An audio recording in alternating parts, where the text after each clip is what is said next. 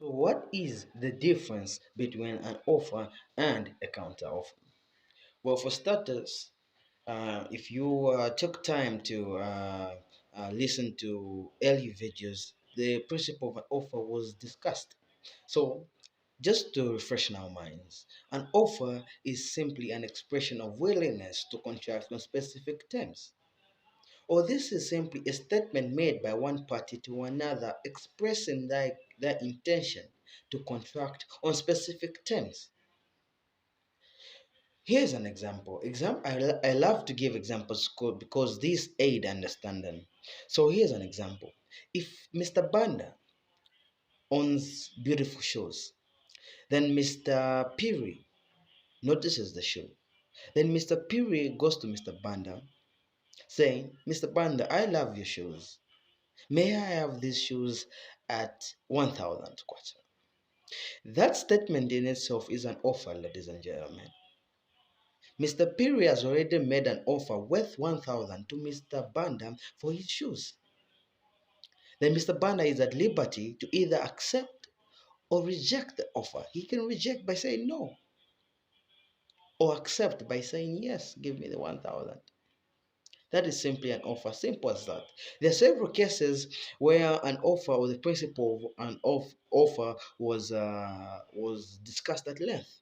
An offer can also be explained further as only needing final acceptance or a final response for a contract to be binding. It only needs someone to accept for in order for a contract to be formed. This, of course, was discussed in the high case of Rating Valuation Consortium versus Lusaka City Council. You are highly advised as law students in the first year to read this case in full because several other factors or principles rather were discussed in that case, and an offer was one of those principles where it was mentioned that an offer is a statement that only needs to be accepted for a contract to be formed. Having now understood what an offer is, what then is a counter offer? Well, ladies and gentlemen, a counter offer is simply a response to an offer with another offer. Now, there is a thin line between these two principles, and it may get confusing sometimes, but it's really easy. An offer is a statement made to another party to contract on specific terms, while a counter offer is a response to an offer with another offer. So, using the same example of Mr. Banda and Mr. Piri, let us highlight or see how a counter offer would fall in place. So, Mr. Banda still has those beautiful shoes. Then Mr. Piri so desires those shoes. Mr. Piri goes to Mr. Banda saying, Mr. Banda, I love your shoes. I want to buy them at 1,000.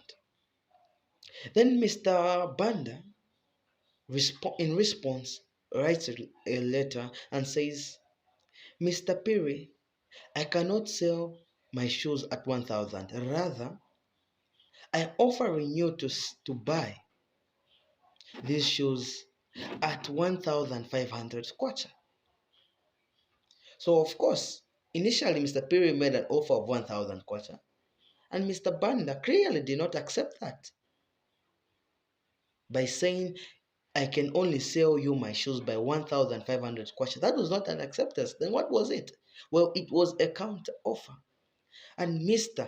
Piri, upon uh, reading the letter, has the liberty to reject or accept it. He can say, all right, then I'll buy the shoes at 1,000 at 1,500. Then that in itself is a contract formed. So you see, a counter offer is simply a response to an offer with another offer. To aid our understanding or further add or allude to our understanding, we have a case of Hyde versus Wrench. This was a case where the principle of counter offer was excellently discussed. So you are advised as students of the law in your first year to read cases such as these in full. But for the purpose of today's lesson, The brief facts of the case was that the defendant, Mr. Wrench, offered to sell his farm to the complainant, Mr. Hyde, at 1,200 US dollars. So Mr. Wrench, the defendant, went to the plaintiff, Mr. Hyde, saying, Mr. Plaintiff, I have a farm and I offer this farm to you if you give me 1,200 US dollars. Then, in response, the plaintiff, Mr. Hyde, responded by letter saying, I cannot afford that amount. I can only afford to buy your farm at 950 US dollars. Then the defendant, Mr. Wrench, the owner of the farm, of course, refused, saying, no, I cannot sell my farm at that amount. Then the plaintiff decided to accept or go back to the previous offer that the defendant had made, saying, all right, since you have refused the 950 US dollars, I will buy your farm at 1,200, just as you said earlier. And the defendant, the owner of the farm, refused to sell the farm, saying, I do not love the way you do business, so I will refuse. Even if at 1,200 US dollars, I will not sell my farm. Then the plaintiff took an action against the defendant. What was the plaintiff's ground or case?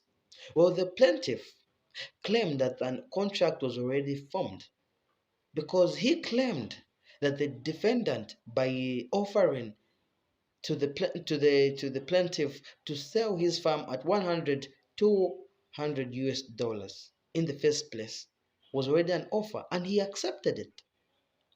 While the defendant's claim was that when he made the offer of 100 200 US dollars, that offer was destroyed or extinguished by the plaintiff's offer of buying the farm at 920 US dollars.